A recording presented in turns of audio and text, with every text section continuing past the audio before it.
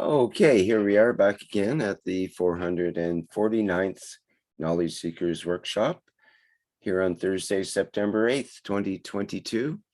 And I think we're ready for the second part of the program here, where Mr. Kesh usually takes questions from our audience. Yes, really. There's a couple of things I want to mention and to bring it in. One is that, as you remember for a long time, we tried to bring the GAN's work into different dimensions of work and of what we call materials of the Keshe Foundation, how people connect their work. They bring different knowledges and different way of their understanding into their work. Today we have two of these. One comes from the Keshe Foundation itself and how we have commissioned work, and one comes from one of our beautiful knowledge seekers in France. He's done a lot of work in the past. We heard from him in a few years ago, 2 or 3 years ago, and now has made a collection of his work in regarding the agriculture. It's beautiful to see what he's done.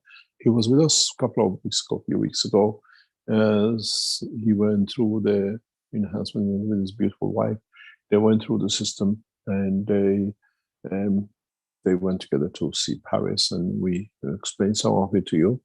He has made a collection of work. His work is done away. This is a work of 2 or 3 years. It's not just normal work. And he made it available to the Keshe Foundation. It goes into the agricultural teaching. It's already put up. We wanted to show it as a whole, but it's a very long what they call teaching, and it'll be shown for teachings for other people who are interested in agriculture in a part of today's work. The other one is, as we said, we always worked into the understanding how the technology can be applied in different ways and different, what we call, manners, and how we will see the artists will use this technology for their, what we call, the artisan work. And Keshe Foundation sometimes got commissioned 2 sets of paintings to be released as part of a new generation of works by the Keshe Foundation. These works now is completed, and today you see one of them, a pair of them. There's a pair, matching pair, but with different dimension of gases. They've been put on sale on the Keshe Foundation website. So you buy 2 pictures, and if you put them in the room, dimension of the emotion, dimension of the temperature, dimension of changes in the room, we would like to know. So in a way, you buy an artwork, which becomes part of the research work too, but has a beauty. It has been made, and both pictures will be signed by me as a personal gift, whoever takes it. This is one set, and this is the other set. The parallel sets, and they've been done specifically by Keshe Foundation, for Keshe Foundation, by our knowledge seekers, people who understand our work.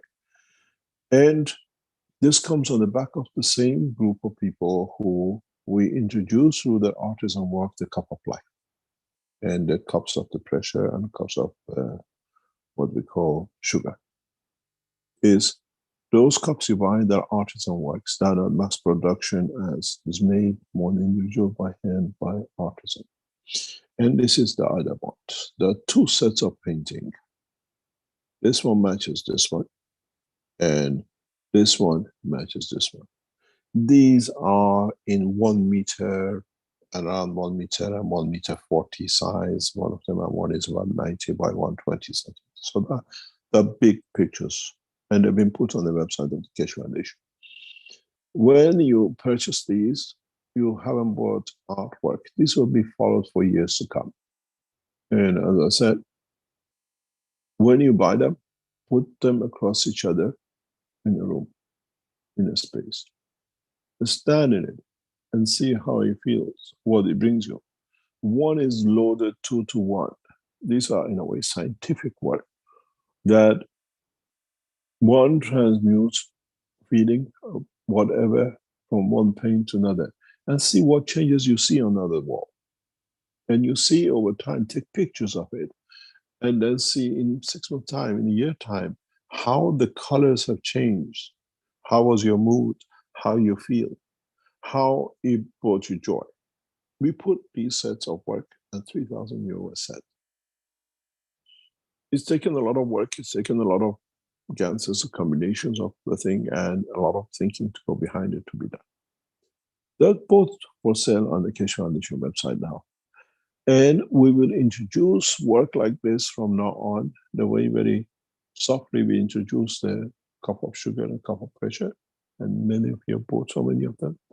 These paintings are individual artwork. These are artisans. And will be promoted to the Keshe Foundation for scientific and evaluation of it. We know a lot of artists try to do this, and they do this because, and there's hardly, they just do it because they want to make sense. This is done the way we want it, and it's done by our people, what they put in it and how they put in it. And we want to see actually what happens in this environment. The changes in the color of this painting for me is important. What happens in 6 months' time? Do you buy a red and a blue, and you end up soon with a green and red? It's a live interaction. These are live pictures. These are what will come that shows your emotion as you pass between the two. Would you be able to see the changes when you sit and you feel happy and the color of the painting changes? And when you're sad, the color of painting changes. You come home, you look at the pictures, oh, she's angry today with me. You come in home and you look at the pictures, oh, she's going to love me today. We are looking for a new dimension of understanding. And it's only 2 sets of these available. And we would like, when you buy it, you enter in a way, it's artwork. All pictures will be signed by me because it comes from the Keshe Foundation. And we want to know the history of these paintings. They'll be valued in hundreds of thousands in a short time if you're in investments of pictures. And gain because of its value as a scientific value. That's what we are after. If you remember when we introduced the glasses to you for test, the understanding of the work with the people who fed us back with some information gave us a very clear understanding of the enhancement units, travel units, and everything else, which now you see you're taking part in. So these pictures, these kind of work for us has a value. It's not just that we put something, because it's going to bring something forward. The other thing which we try to show it today, but we decided in a way to go in a very rapid way to the next level because we see problems in Western Europe. We saw the government of England is planning on 130 billion financial aid package for families to support with fuel and maybe other expenses which come. We have seen the Austrian government yesterday has passed a 2-3 billion package to come in December, when actually you still have to get yourself through to that time. That they give some 500 euro per family to support with the increased rising food and other things. But the crisis will be much deeper than this. Keshe Foundation has decided to go for a direct intervention of the cash plasma, what we call gas and electricity unit. And this plasmatic unit is going under the evaluation and development in the next few days as we shortcut a lot of things through it. And once completed, it will be shown publicly in the next few days. The 5 kilowatt uses the gas to create electricity in a gas generator. The new system uses understanding of the technology of the plasma to create its own gas and its own energy, and with it will introduce the interaction of the fields of the food and everything else. Once we show this as one of freestanding unit, once our team managed to complete it, we will show it, and then it will be rapidly available to all the governments around the world. We have to come to an agreement on an open pattern basis, and what will come back, which means the Western Europe does not need to go through what we call the recession which they're expecting. Then we have to see how we will come to an agreement with governments to disperse with this knowledge so rapidly, and Keshe Foundation to become as a government backing governments in running governments. In a way, we provide the technology and the knowledge to create the backing to the nations to start the beginning of the process of one nation, one planet, one race, to replace the United Nations as one nation, as the nation is already united in knowledge and technology. As I said earlier on, we have set up and we are ready to, in a way, introduce, and with it, the acceptance of the one nation policy, where the new knowledge with energy, the food and transmutation bring a new dimension. And we decide, as knowledge seekers of one nation, how our language nations will operate. And we start the establishment of one nation policy through introduction of the technology available to every man at the point of need. They give you 500 euro to be happy for a while. We give you the whole knowledge of the system and technology to happy for a lifetime. That you do not need to depend on the Saudis and the rest and the danger of nuclear attack by one or the other, because the change has come and we bring forth the enforcement of the knowledge. Introduction of the new technology will bring the introduction of the new one nation policy, and you as citizens decide with it. Now, as I said, we open the pattern on the other side, which you read it but never understood it. Now you read it and you understand it, and the cycle will start. Next week is not just the beginning of the introduction of transmutation, but we'll bring the other parts, because the same energy supply will be used in our systems for transmutation. Plasma technology with energy power.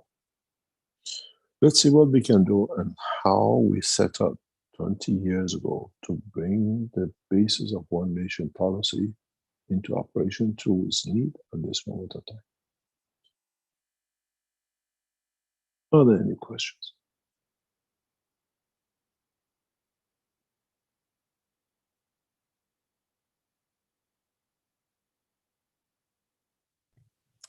Okay, yes, of course, there's always questions. Let's see here. Let's start off perhaps with a question from you in live stream, who says, what does the soul of the man look like in the eyes of the universal community? Mr. Keshe said, they don't see the shape of the body. We are seen as spots of light.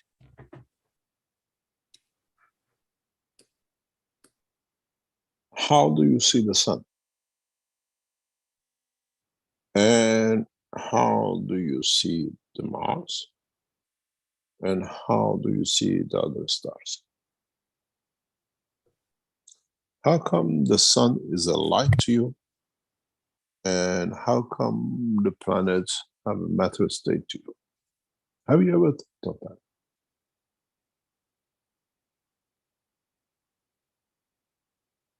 Why, when you look on one side, you see the sun as a light, and when you look on the other side, you see the moon as a matter state? Then you find the answer to your question. conditions of the field balance, field condition, dictates the understanding and observation and emotion.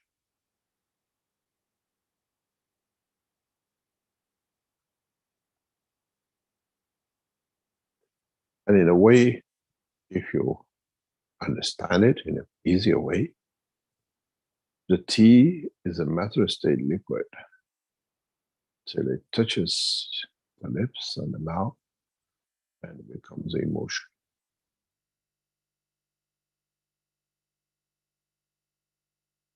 And then still has a dimension of physicality, as we like to feel it, as we consume it. It's the same condition. If I decide what to feel, you can't feel. A lot of people say to me, why you see everything and you let all these things happen? Because it has to happen. It has a reason, it has a cycle. I sat in China between a couple in the hotel in a meeting. And it was a very, very strange meeting. And this meeting took place 2 or 3 times. Wang Lin was sitting next to me as a translator. But in a way, I didn't need any translation. I could read, I could see, I could feel the language of the two across the table and understand the emotion involved in that meeting. And it was very, very strange to hear what they were talking to each other in the soul dimension, what they were communicating, and what they were talking physically. And I got up and I went for a glass of water, a bottle of water from the shop and came back. And with my turn back to them, the conversation changed.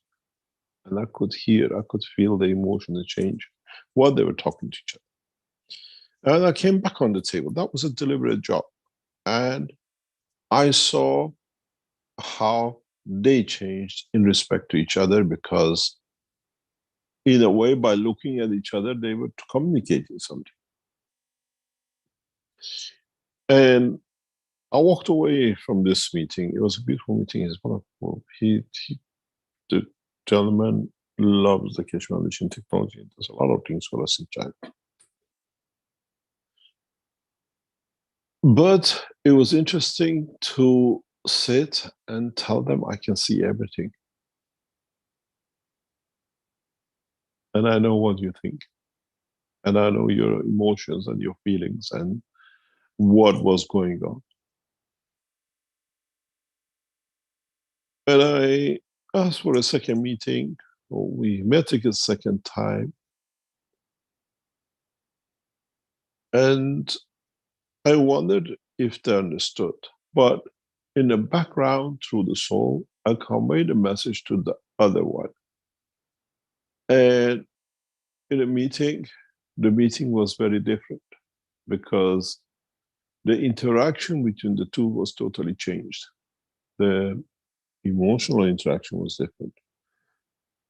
And I said to myself during that time, when would man understand? I see everything, but I close my eyes, so I don't need to be told.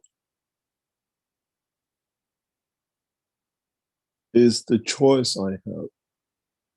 And I choose the man's way to understand the man's way of living and doing. And it's not by ignorance or by what they call being simple. It's just understanding that you live in man's world. As the song says, it's a man's world. Man made a car. It's a man's world, and man made has this world for himself in his physicality. And we have to respect it. But does not mean you have to go with it and do with it. Many times, those knowledge seekers are very close to me, always say, Mr. Keshe, you see everything. Why don't you do it? Why do you go through all this pain? Why do you do these things? always say, I have to learn something from it. That's why we came here. But we see everything, the desires, the lies, the cheats, and everything else. Nothing is hidden. If you choose to go to the path of the soul, and then you live that soul life.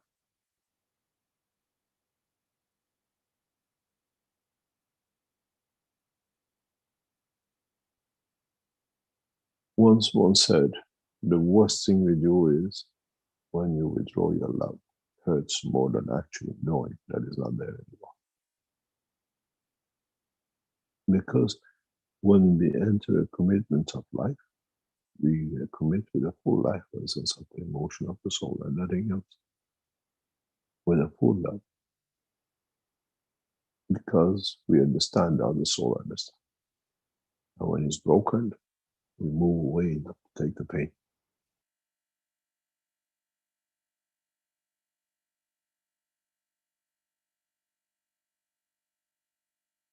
And this is what, as knowledge seekers, more and more of you will understand.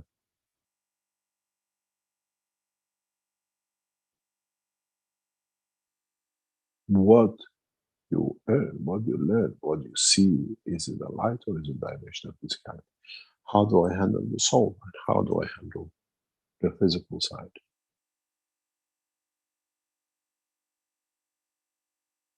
This becomes part of our responsibility. Now we are responsible for it. Now we are responsible for the soul and the physicality. Up to now we are responsible to feed the physicality. Soul was there, somebody else's job called God, heaven and the hell and the rest of it. Now you are the God, you are the heaven and you are the hell for it.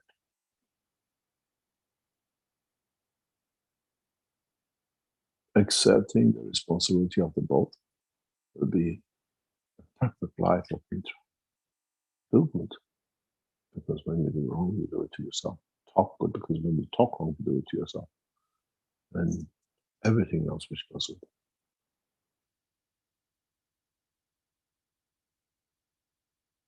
And when you act, it has to be perfect. Because you do it to yourself. Psychosomatic. Man has not understood that yet. Any other question? If you want to change the screen, please. Oh, yes.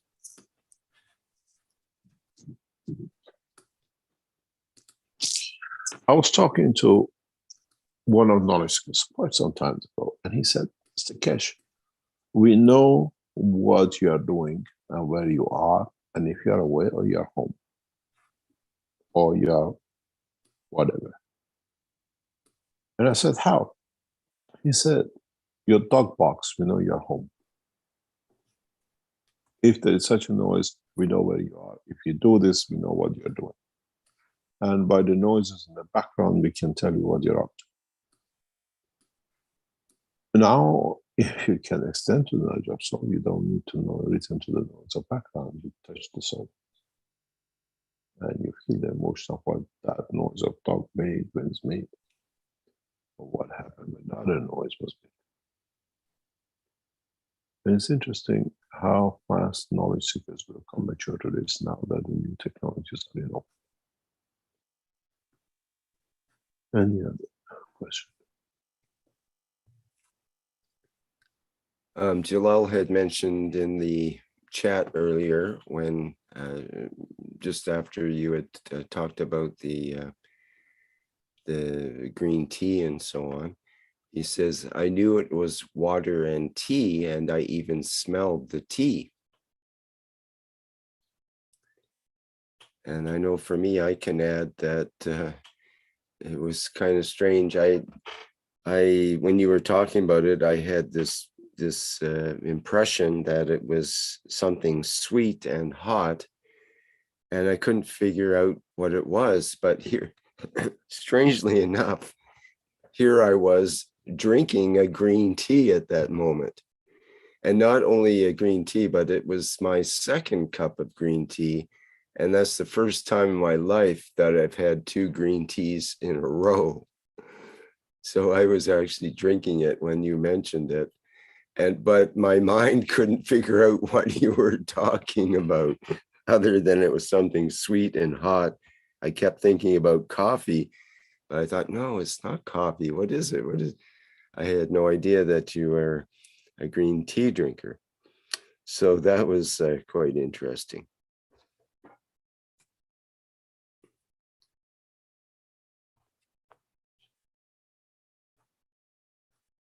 Okay, what else do we have here? We had a question about from Steph. Do you have she says a formula for the attorney? I think she means a form or a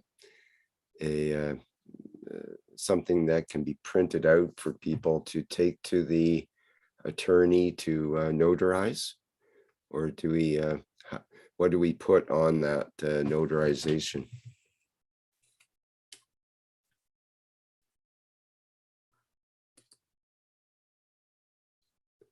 Hello, Mr. Cash. We're not hearing you right now. So. Yeah, I didn't notice I put the mute on. You have to mention that, first of all, about your tea. The green tea has a what you call connection to the soul, and because of the nano structure it has. And when you put your nanomaterial in a given salt level, it changes to gas, and most of our waters have such amount of salt.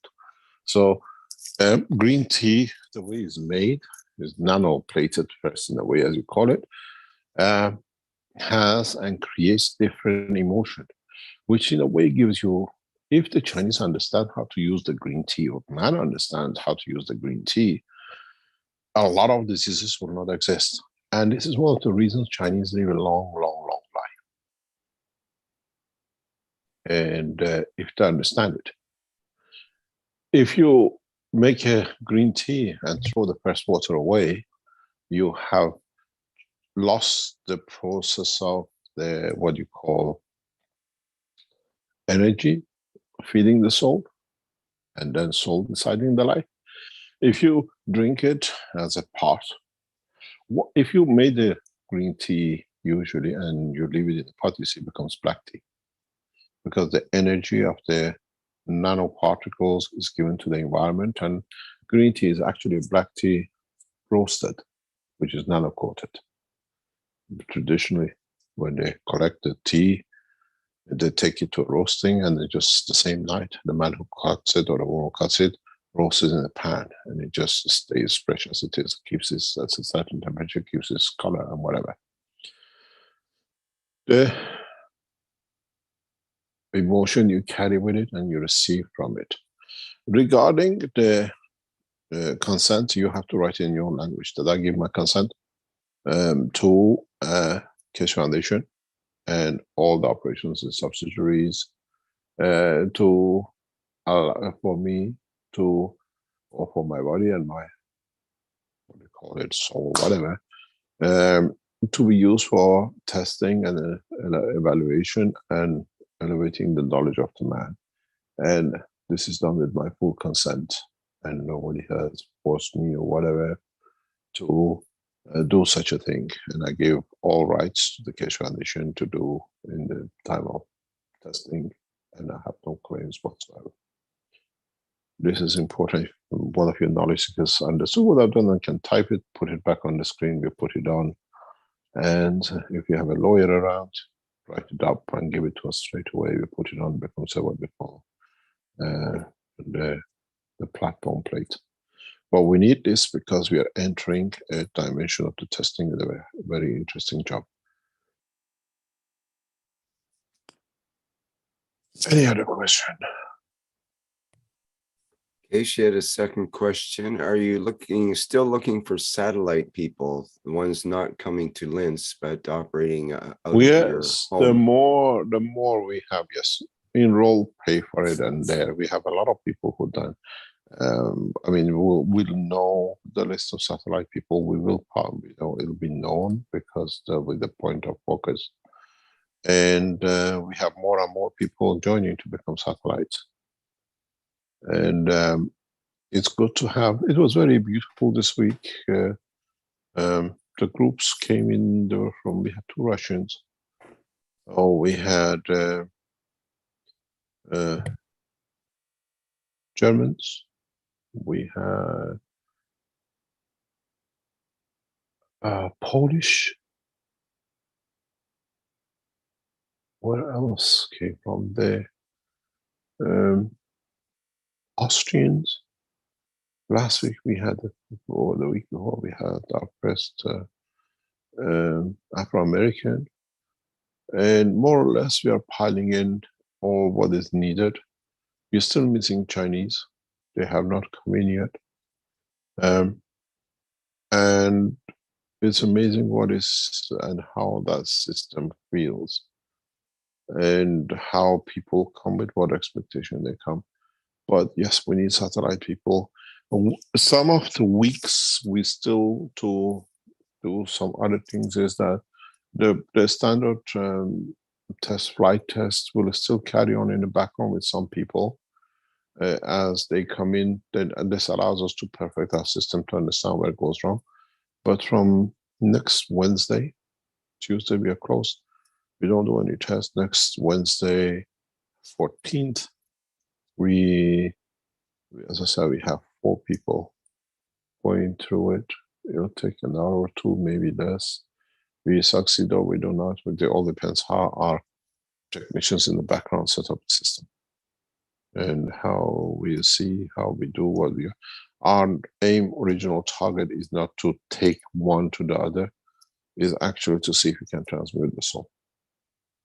We'll do that for a few days and see what we get, how we see, and then we'll most probably test it. It's sort of physicality and the sort of the man across after that, and then we attempt a full transmutation. And our team is building the first 2 vertical systems for this job. There are 4 new systems on the construction development in the Keshe Foundation, where 2 of what you've seen, if you remember, the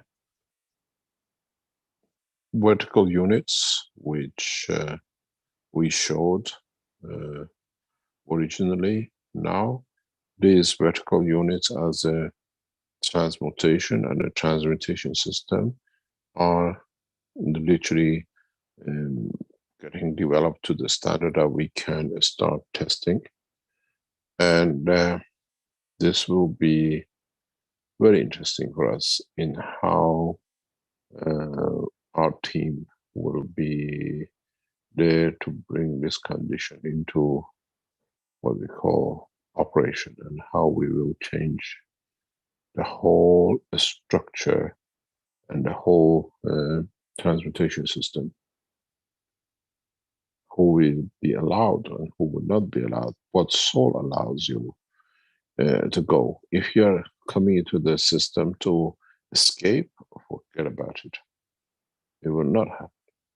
If you come there to collaborate, to bring shared knowledge, you will find you'll be transmuted. And you got to understand you cannot cheat the system, because the system is you. We just provide, you're the captain. We provide the facility, we give you the aircraft to fly it. We create a runway in a way to fly it. The aircraft is yours. And you have to decide under what condition you really want to fly. And how far you want to push this, what we call transmutation and the transportation. This vertical system you see in the center is now getting set up in a very much like the other system, ready for transporting away, transmuting you from one unit to another. We actually have a problem at the moment where to put it.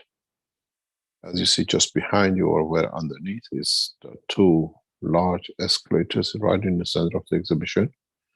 Above us, if you've been, is like a huge metal structures of the back end of the rocket propulsion. And they're looking for where we can transmute without anything within the exhibition center. If we don't find a place, we move to a new location for this, because it has to be without interference. and we'll see what comes up. Otherwise, you still go through the same system as before.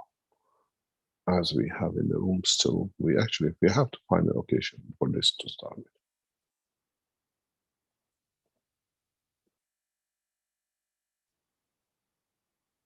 Any other question?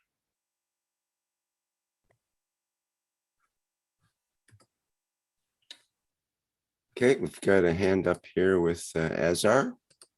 If you could go ahead, please. Good morning, Mr. Keshe. Good morning, everyone. Good morning. You're up early. It's 5 o'clock your time. I'm always up at 3 in the morning on Thursdays when you teach. Now it's 5:04, yes. Before I ask my question regarding the tea and coffee you guys talk about, this is something I learned that coffee, tea, onion, garlic, and hot pepper, not the black pepper, actually when you take them, it engages your soul more. So from 2018, when I learned that, I stopped taking them because you can feel it. And then when you go back to it, once in a while, if I go to someone's house or traveling, it is in the food and, I take it, but they have a very, very medicinal effect on the body, especially garlic and onion. But when you take it on a daily basis, it has a huge impact on at the soul level. So I don't know how much the truth is it, but I can see the effect of it in case people want to know. A question I have, since on a teaching that we do in Farsi, I teach the old teaching. When I listen to you, all these years you're teaching, you brought a lot of knowledge for humanity to free himself or herself from the shackles of this planet and release themselves from this painful living on this planet for people who are in physical level, because constantly they have to deal with every aspect of their life in either the food or energy or medicine or survival. So at the end, when I look at it, my question is, it's up to us, because you constantly, the way I feel in every teaching, you constantly bring the same thing, and maybe in a million or maybe a zillion ways, you're trying to tell us you can go to this point. But ultimately, it's a humanity's decision if they want to go through this path. You cannot force them, because I see you constantly, you're teaching us, but you cannot take us and put us there. So the action has to come from us. So the question is, at the end, the humanity can get to the point that you're trying so hard to, from the first day until now, no matter what, you keep repeating the same thing over and over again, and it seems nothing is clicking for a lot of people. So it's also possible at the end we bring our own demise rather than go through the path you're showing us. Is the decision that humanity in totality make, and for you it's going to be a lot of suffering if humanity doesn't choose that path. And for you it's very painful journey, because every single day, every single minute, every single second, you keeping the same thing over and over again and hoping that they get it.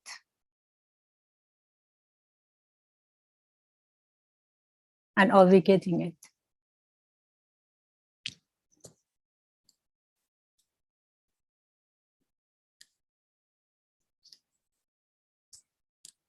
Asarjan, I want to explain to you something, how we get it and what we decide.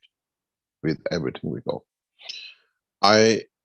Experience of life is a very good thing to go to evaluate.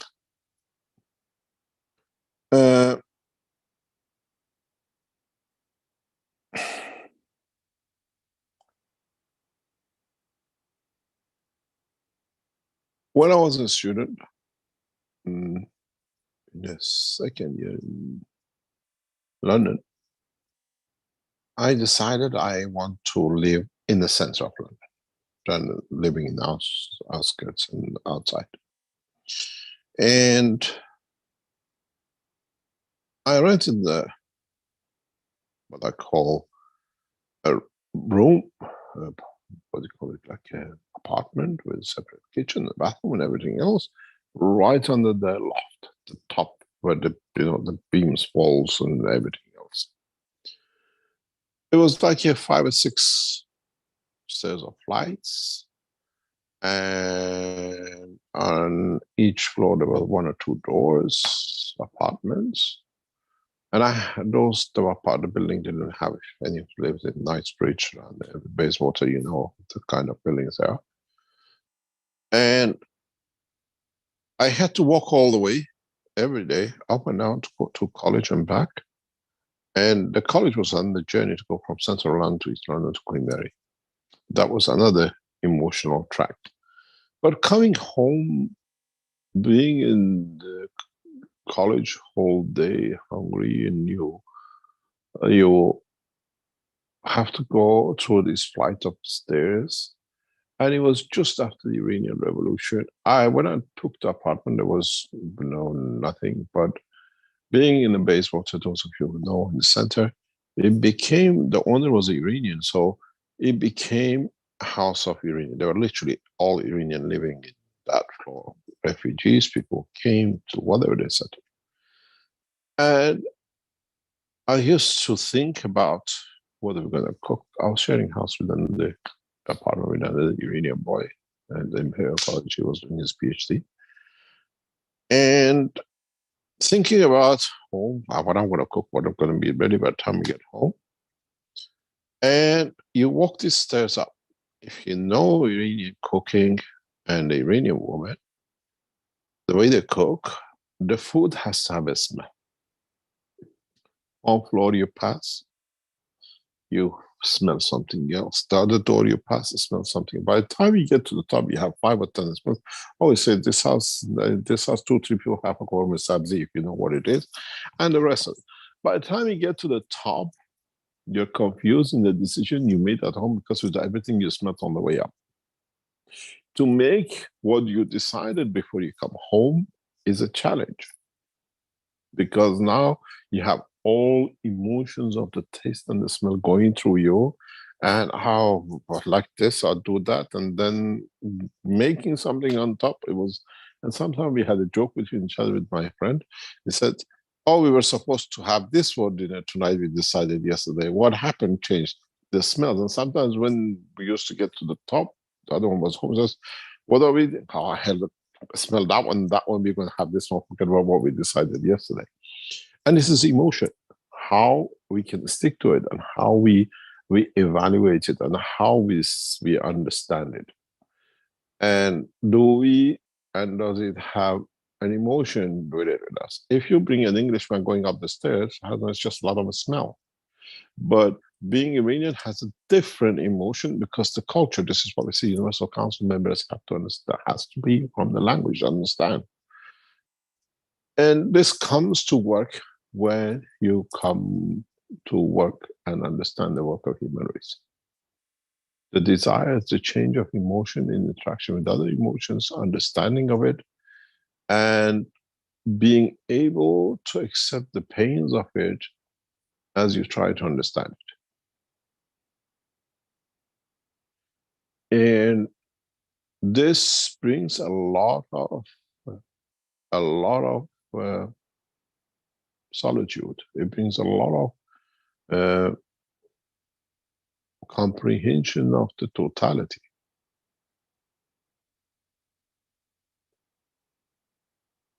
And how we see, how we accept it, how far are we going to sacrifice to understand it? And is that sacrifice brings us any gain?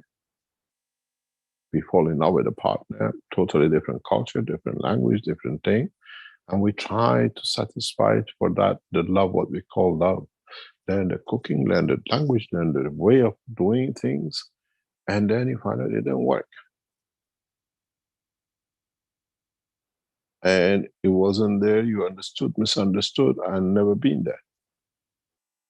It's a lot of people who work around me. They say I tell them you don't speak English, you just speak English, the voice is English, but you don't understand the emotion, what it implies, what it implies. And they say, you're not an Englishman, you're Iranian, how come you? I lived there 30 years. I went as a young boy, I understand, live within the structure.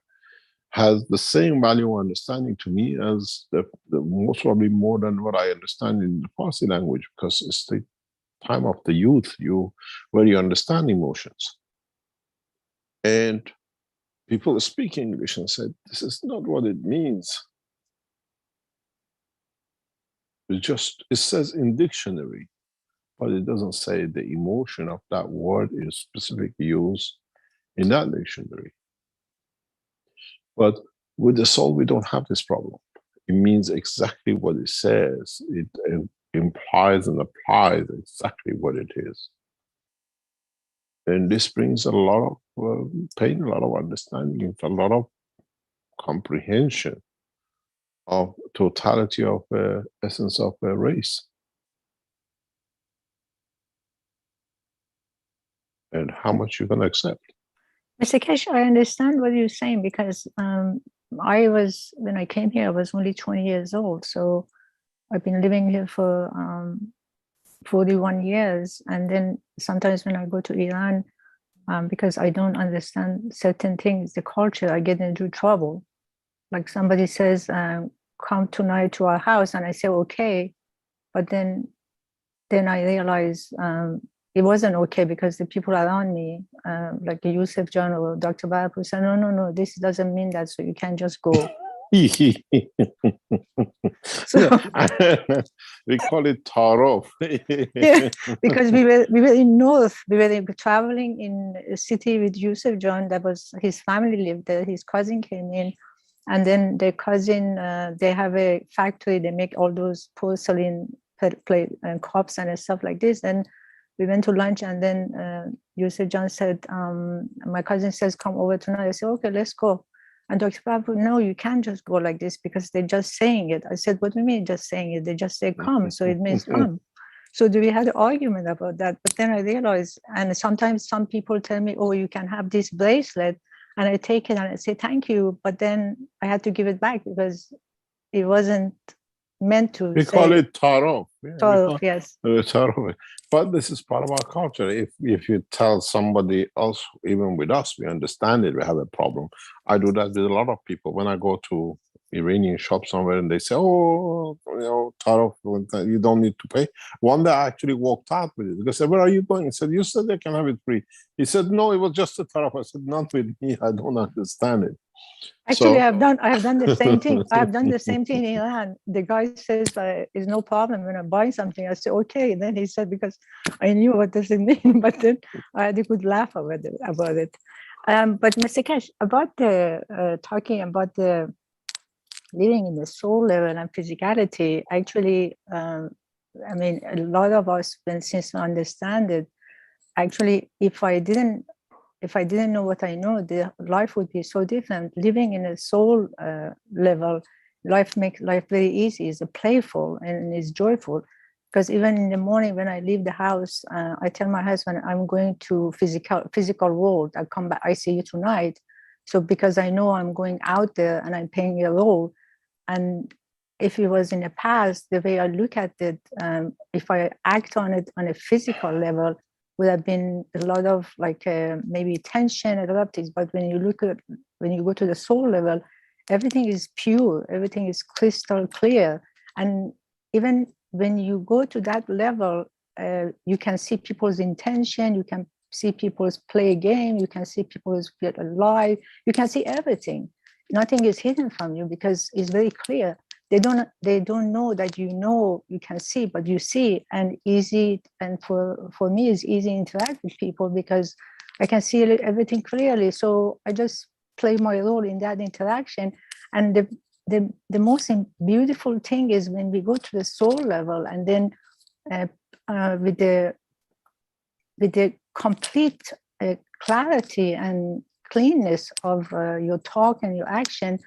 Actually, sometimes I notice the whole, if you have a meeting with someone or in a gathering and you're speaking, and other people, because of what they're going through, because they're into the physicality, they're not familiar with different world, although they have a lot of tension and maybe a lot of assumption about different things, and they don't understand it, the way you act on a soul level, suddenly you see they actually come into ease with everything, and at the end you see the whole the person is changed in a way that you say, oh, is interesting, like as if you're holding a space, and the way you acted, you changed them in a way that you never thought is possible.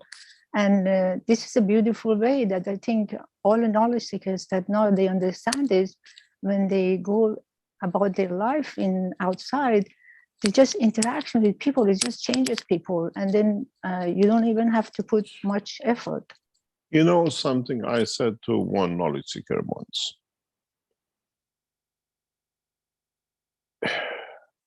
She said, when I go to such a place, I don't feel good. I said, go inside, go in the room, see if you don't feel good. Come out and wash your face and your head take it with you, a combination of CO2 and Zadan and something else. And go back into the meeting again, or go back into the same room again with the same people and see how you feel. If your emotion, your feeling, your understanding changes. And she did. And later on, she said, never ask me to do this again.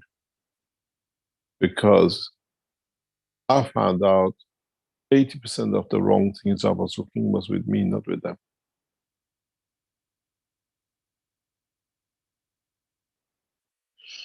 And it brings out a lot of how we see with each other.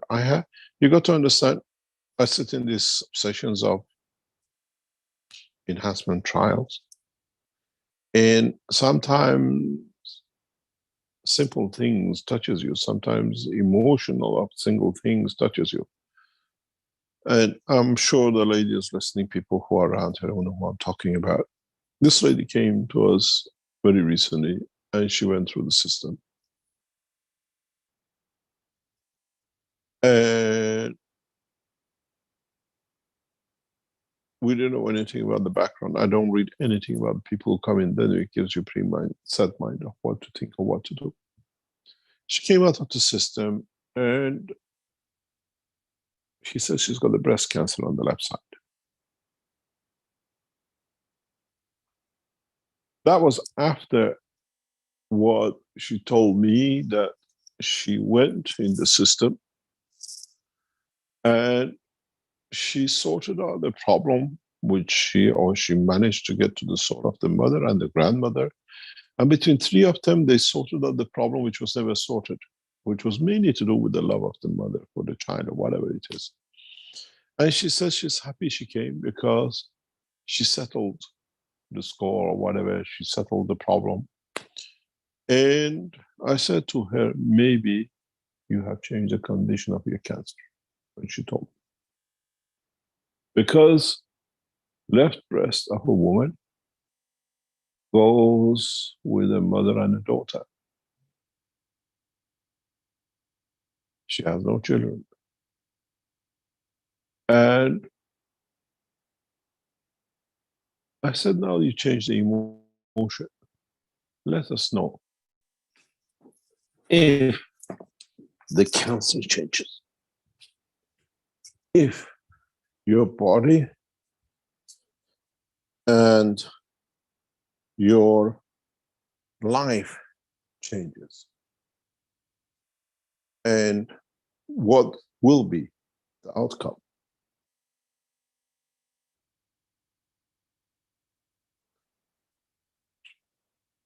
We bring that change through emotion, dimension of physicality. And I'm sure with a high percentage, we will see a resolution to this cancer.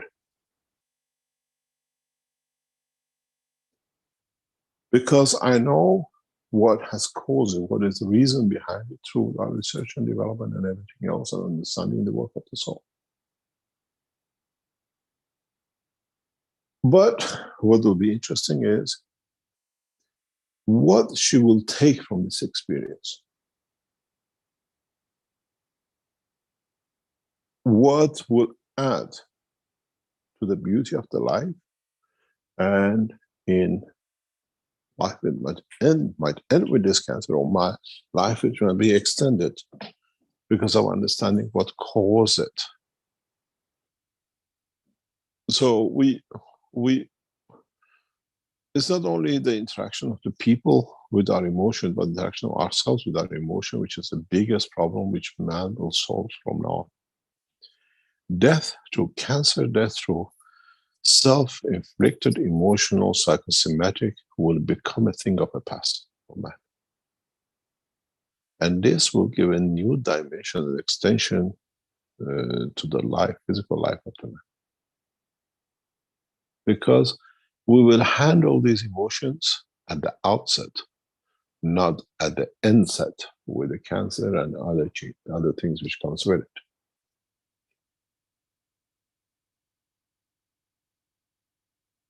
And we'll see, and most probably a lot of people will see more and more. And in these trials, past few weeks, we have seen the effect of the expansion of the soul and change of physicality. And we see it, we've seen it even yesterday and the day before in an amazing way. A gentleman with Parkinson who could only write one word, and the word diminishes, goes in the system for the flight test and comes out with being able to write 5 sentences without a stop. And he hasn't done that for 10 years. And if you say that to anyone, they say it's impossibilities. But in fact, it's the soul which does the job. It's the expansion of the soul to get ready to fly. Balances a lot of things that the physicality is accepted. You remember when we brought the Chinese guy in a wheelchair, and a few days later he was running. We saw this yesterday and the day before in the enhancement center.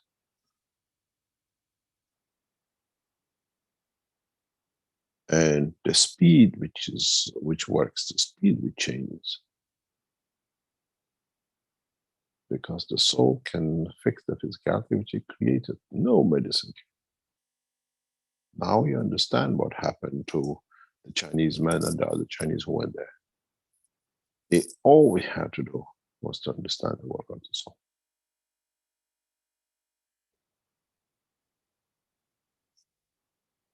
Any other question? Thank you, Mr. Keshe. I hope you enjoyed your trip and the experience with it.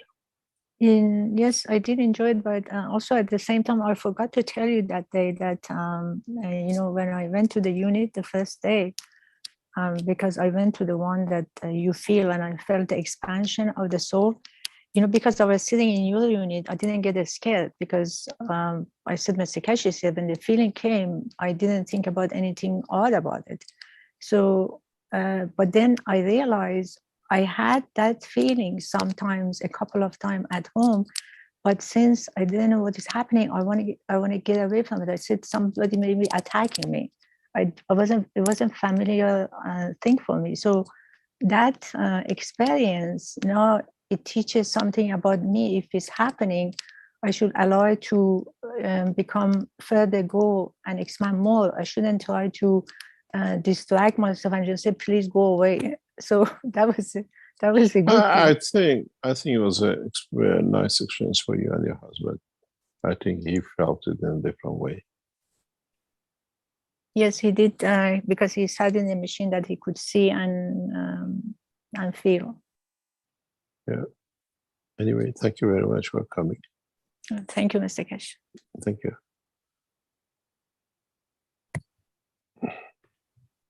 Okay, we had a further question from Steph regarding when do you get the date and when or where are you needed and how long does it take with the mobile phone?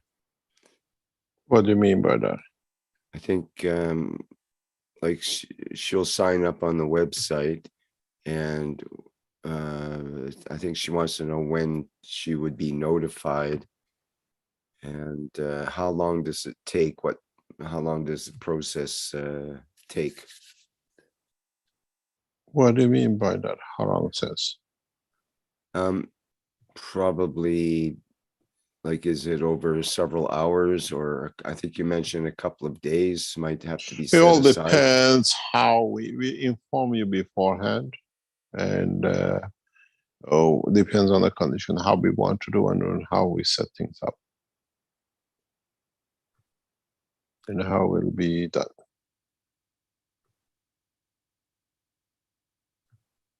Okay, and she has a further question. Does Mr. Keshe know if you have the right soul for this? Or can it be that he said, no, you're not right for that? I have no right to decide. Your soul decides. It's a beautiful thing. I just received something for our, what I call, a lot of you who work with Keshe Foundation people, we have a what I call news broadcast room. One of our knowledge seekers fills up all with the latest news all the time. There is not a day you don't get something from her, a few or 10 or 20 things. She just sent something which inspires something. Maybe that's the reason she sent it.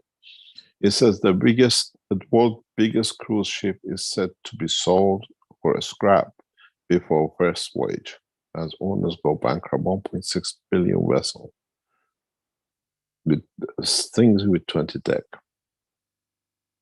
Very, very interesting. It triggers something very interesting for us. Could we acquire a ship like this to become the center of the world government? A ship with everything, an independent nation that we can float to any nation. It's a very intriguing thought. Would we be able to spend that kind of money? Would it be given for such a purpose? Or is it better to be metal than the purpose? But it's a very nice thing. It's a seed for thought. What if you could make it fly? I saw that article. I couldn't believe it, that they'd have such a large ship and they were brand new and they were going to totally tear it down into scrap. Well, they're threatening to do that if they don't get a buyer. I don't think anybody will go and do that. It needs it needs some refitting to finish it off, like about $300 million worth, apparently. Yeah, 1.6 billion. Mm-hmm. This is what is it? The American government spends in a day or so for military applications. It's like buying a country for that much. You like you say, you can move your country or your world organization. It becomes a very good headquarters. Mm-hmm. Do you have such a change in your pocket, Mr. Kramer? Well, 1.6 billion. Maybe some of my relatives do, but certainly not me. No relatives that I know. Oh, we have to ask Mr. Bill Kramer. He died. We could ask for Kramer family. Yeah, maybe I've got an inheritance there somewhere. Billions of dollars that hold all the Queen's wealth. Huh? Exactly. Well, some people are actually going for that kind of thing. They're trying to get back the money they paid in interest over their mortgage for 50 years, and saying that the banks took that money and reinvested it. So they should get the interest and capital from all that instead of the banks. So we'll see how successful they are at that. What is interesting is that, just if you think about what we hear in the news, where is this new Prime Minister of England going to find 130 billion to support the present economical situation with energy and food? We have to understand, what is the population of England? 75 million. If you give 10 euro to each, it's 750. If you give 100, it is 7.5. And if you multiply it by 20, which is 2,000 euro per family budget, is about 130 person. I mean, not family, that's 130 billion. But where is this money is going to come from? That the government can guarantee to pay to his nation for 70 million people to take some pressure off the fuel crisis off for the next 18 months. Then you understand how much governments have stashed away, what they're planning to do with what they haven't stashed away, they're trying to take from you.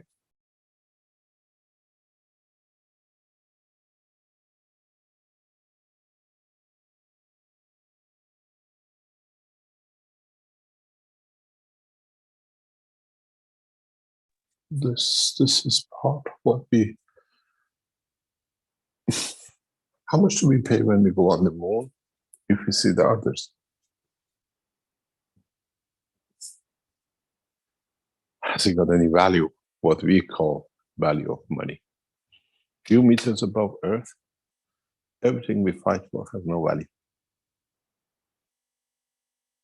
You could be there, or your soul is there. There's no value to it. Absolutely no value to it. And what are we fighting for?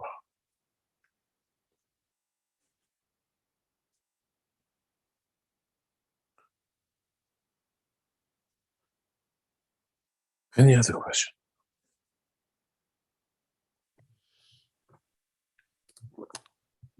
Okay, we've got several questions in the Q&A here.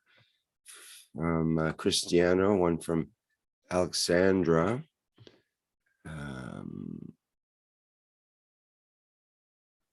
About this teaching, what put me to think the most is when Mr. Kesh says, with the emotion of the soul, you transmute to any position in the universe. I wonder what this emotion of the soul is, what it is like, in which condition we will reach it. What do we really need to achieve this condition and elevation?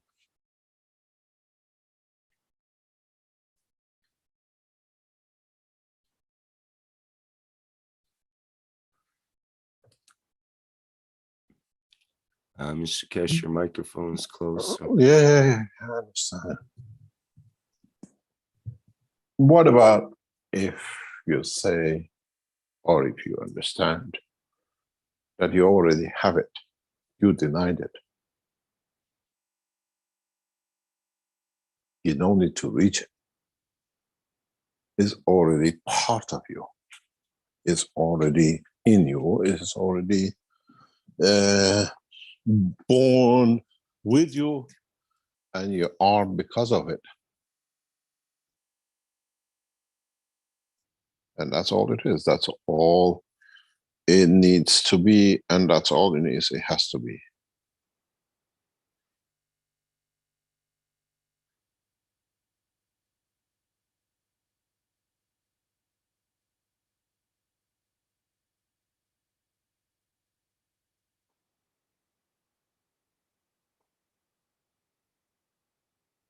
That's all you need to understand.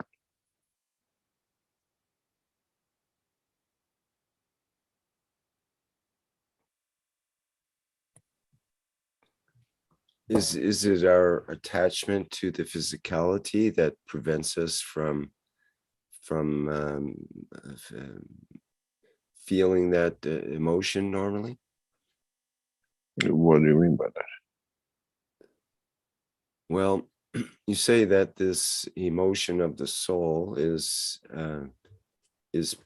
present, but we don't recognize it, or we don't pay attention to it, perhaps because our attention's busy with our attachments of the physicality. And I'm thinking that this that we have periodic times through the day that this emotion is available if we don't allow our physicality to just kind of smear everything through as part of the general hubbub of life.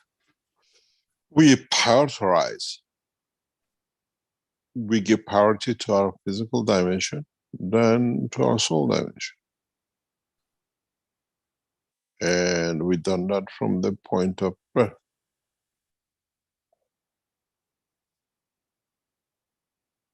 Which one has a priority and which one can do? If we are taught from the establishment of the fetus that there is an option to leave both, how would it be? It's very interesting point that we are aware of it from when we are in the womb of the mother, but we are not aware of it when it comes to physicality. Children hear the parents when they're in the womb of the mother, but the soul feels the soul of the parents. And in extreme cases, we see birth with psychosomatic damages prior or immediately after the birth, which means the soul has gone already through the phase of pain, whatever, and it has already gone through psychosomatic changes.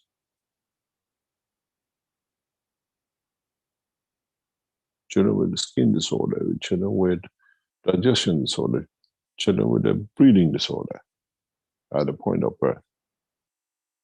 What I always say, you look at the end product, go back and look to the before end product, what caused it,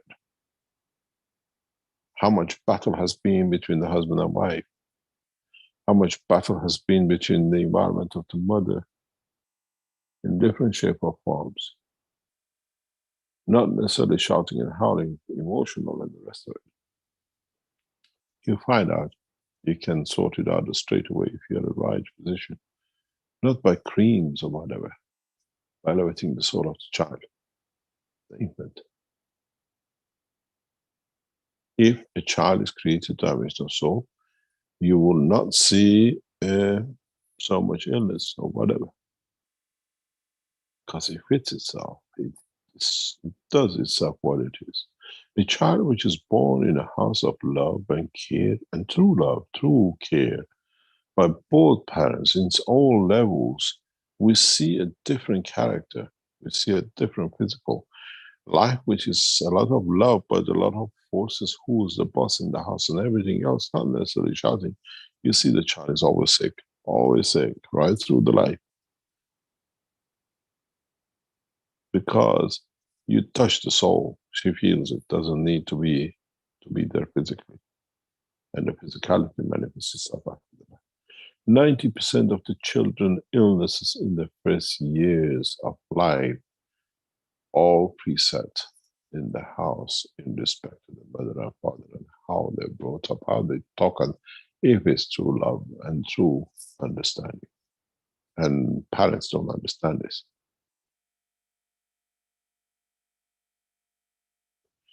A life which is full of adultery and everything else and is supposed to be perfect gives that kind of conditions of it. The adultery doesn't mean sexually, it means by thoughts, by, oh, he likes this, I do something else, I do something because he doesn't like it, I like to do it, and the rest of it.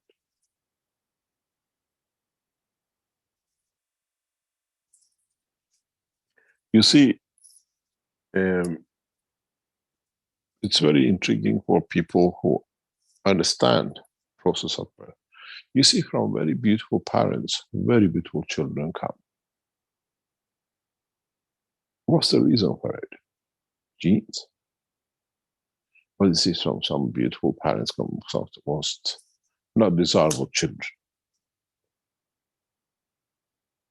When a man is happy with a beautiful woman, or a woman is happy with a beautiful, handsome man with him, and are proud of being there, that happiness, that joy creates that happiness within the fetus. And it comes the same, it's a combination of the two.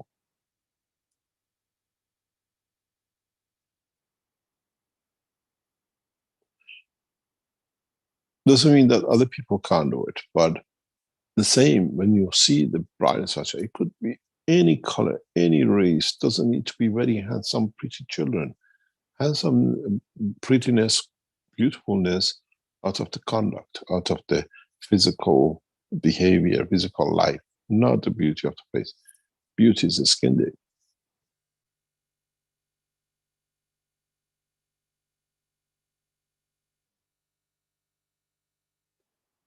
And this is what mankind has to understand. We learn a lot with the new understanding of the cycle of life. People more and more understand. And then you understand, I always said that, but it's not a cruel way, but if you understand it fully, the true essence of one life child policy of China, if you understood in the level of the soul, to keep that one life, one soul to the point of its maturity to perfection, is more than enough to have one child. Is more than enough. It's like an army to look after the perfection for that single child.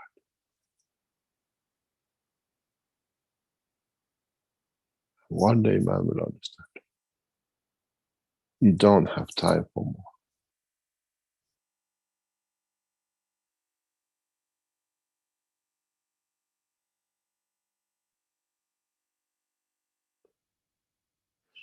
But nowadays we get them the best clothes, the best, well, we don't nourish their soul. That the best will come from its existence. It's very, very, very interesting how man will change them. Any other question?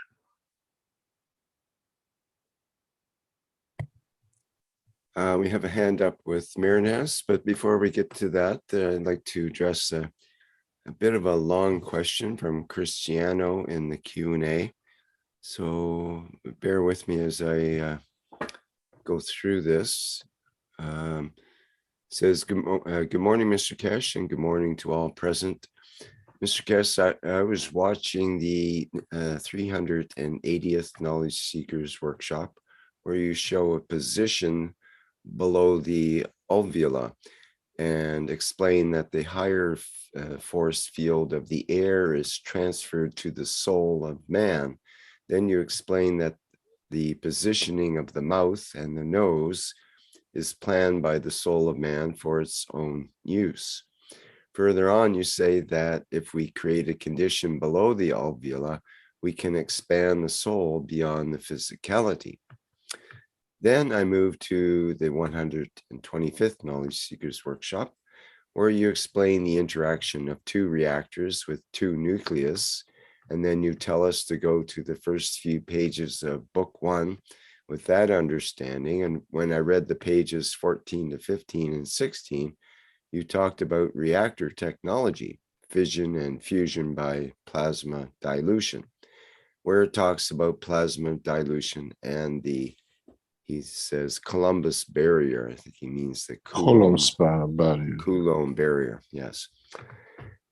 Okay, it continues. Then I continued watching the 125th Knowledge Seekers Workshop when you called Douglas from the USA, where he talks about making a reactor with two nuclei in which he had a copper oxide in the center with water, plasma CO2, plus a drop of his blood, and in the outer ball, CH3 with liquid to elevate the pH. And he talks about the plasma light that he saw when he rotated the balls, and also tells that his wife saw him move in slow motion.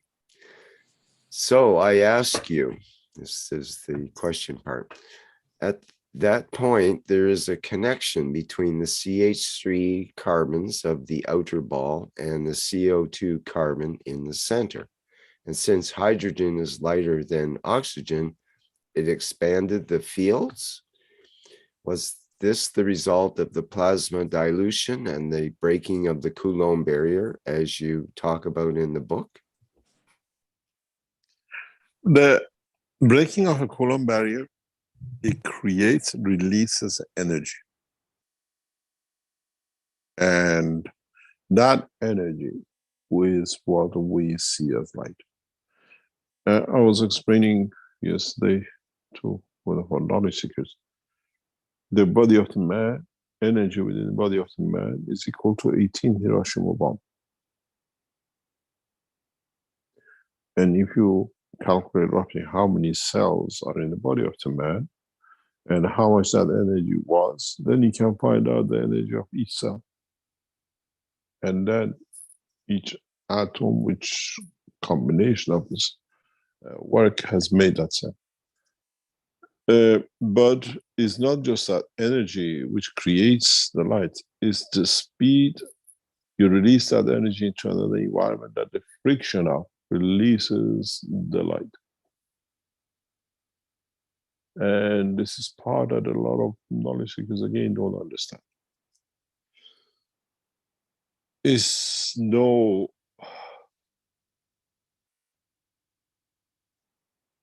when you release a nuclear bomb, there's no harm done.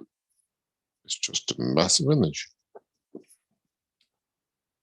Unless and until it hits your body and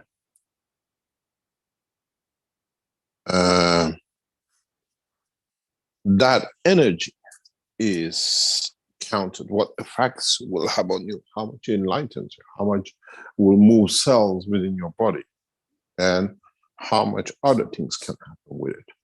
So it's not how you connected the carbon or what was the energy, it's how you manage to release with what speed that one.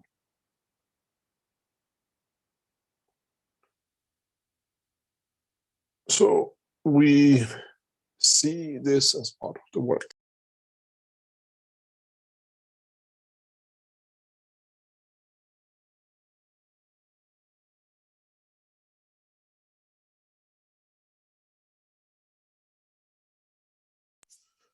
And how we create that speed of release. And sometimes you can do it by stripping it, sometimes bring it by collision, or sometimes do it by all sorts of movement. And how we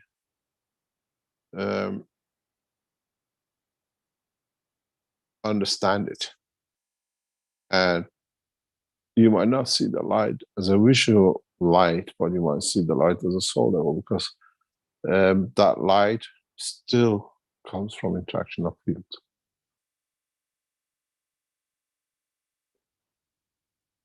Coulomb's barrier is another skin on the structure of the onion. There is more inside it as you peel one shell to the other and to the other.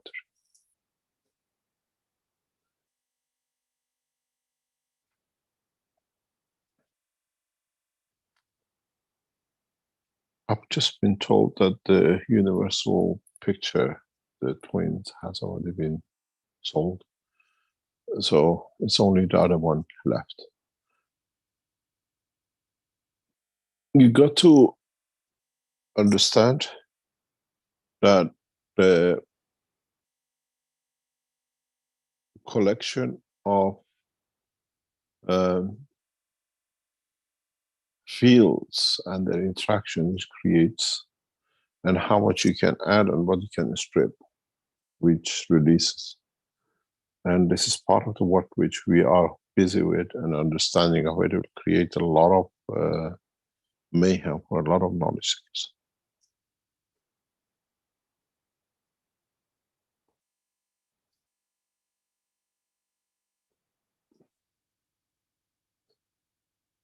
Any other question?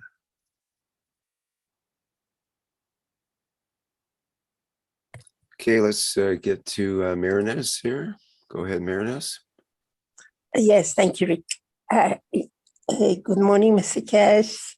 Good morning, everybody. Thank you very much.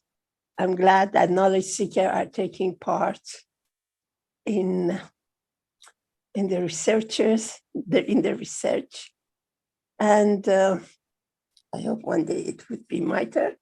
So, now that you answered the questions about the physical problems related to souls, if you permit, I have a question which it's a long time I wanted to ask, but I didn't permit myself.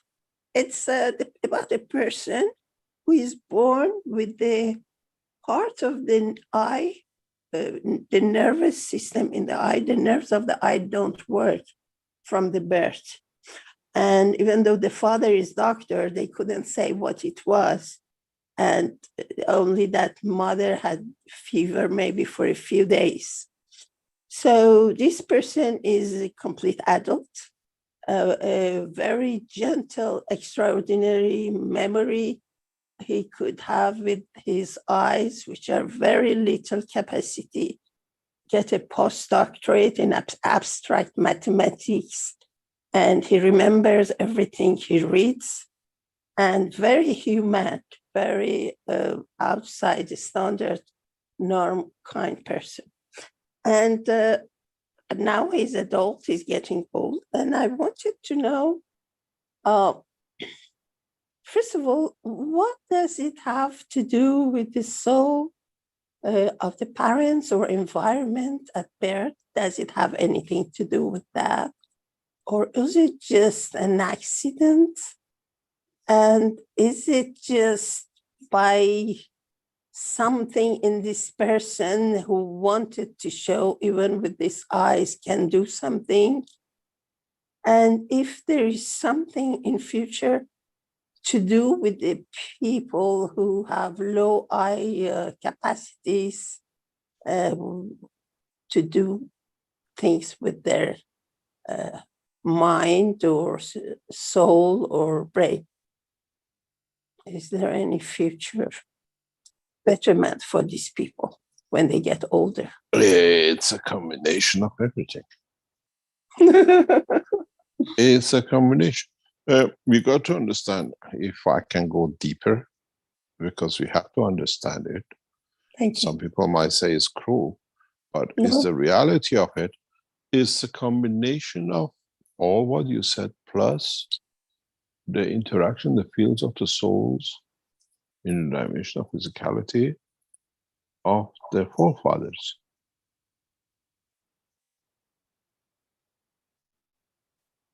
The way we look at the eye of a child and says, oh, it looks like the grandmother. Grandmother used to have this color of eyes or this color of hair and this kind of hair. Yeah? Well, so it is a collection. That's why they say, Baha'u'llah Rasul's name said something very, very interesting. He says, pray for your children 20 years before they were born, before they are conceived. And most of the people in the Iranian culture and Middle Eastern culture used to get married at 10 and 11. It means that grandparents have to pray for the grandchildren to be born, not alone the parents. And this is what we say, go back to understanding of the true life of Mitra. When you, as a great-grandfather, great-grandmother, don't say wrong, don't act wrong, don't do wrong or think wrong, So, and your child learns from you. That perfect child to be born, the grandchild or great grandchild, is still perfect because it's there. Condition of the environment is there to interact. But you create a perfect soul that with it will use that imperfection to become the source of elevation of the others. We are here to serve and not to be served at every level. You understand? And Yes. this is what we say, what did they do? Was it, no? Go back. If you inherited the color of the eye of the great grandmother, so you did her sins. And so you did her beautiful work.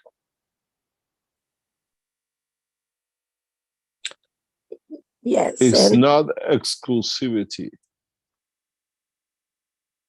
It's inclusivity of all. That's why when a race all work the same way, do good and do everything else correct, the society becomes correct. Then what do you expect?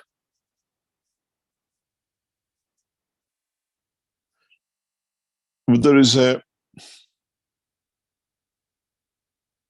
understanding of the totality, which is the biggest problem.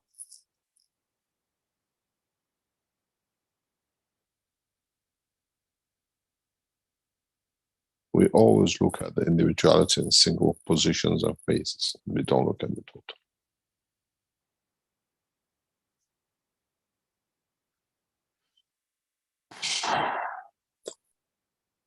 does it? Well, I thought that he is both sides from military family.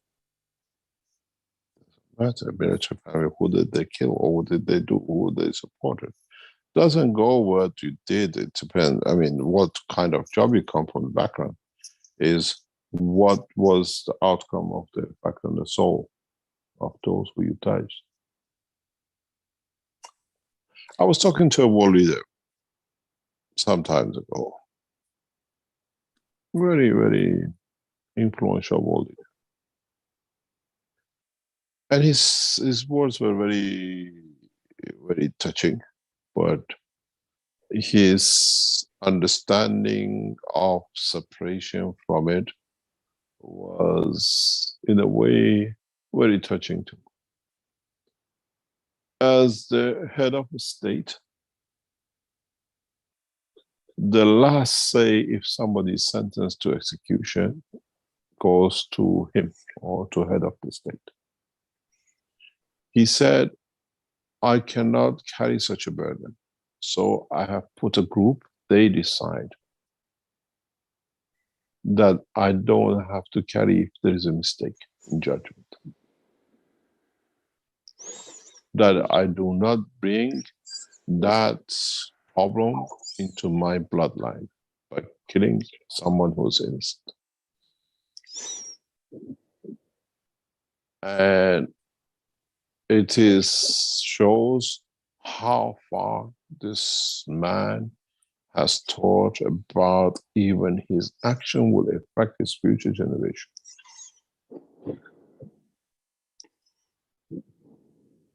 And this is how we should live. I admire his work. I've done a lot of work around him with him.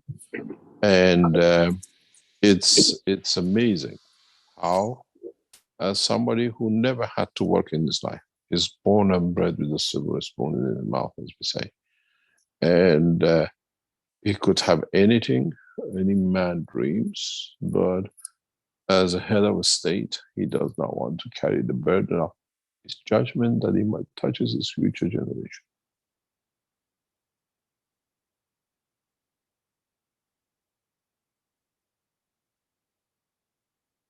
And this is how a man should be.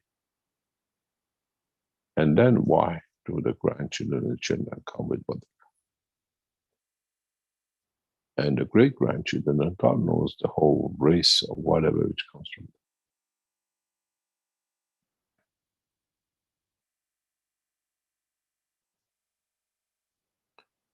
them. Any other question? We have several more questions here, Mr. Kesh, and a hand up with Stefania. I also wanted to know if you wanted to play the video of Joel Richard, the grapes video. If you still wanted to play that as well, how would you like to proceed? Yes, why not? Is Joel online himself that he can explain? Do you see him? I put the pictures of the two paintings which is done there in Uno Center. They send you a couple. One is already booked and sold. I think it's this one. If it's the universal one. The other one is still available. Let me see if we see Joel. Yeah, he's here. He's with us. Let him explain the background to this video and then we show the video. Joel, thank you very much for being with us. Would you like to explain the background to this work, what we're going to see, please? Alors,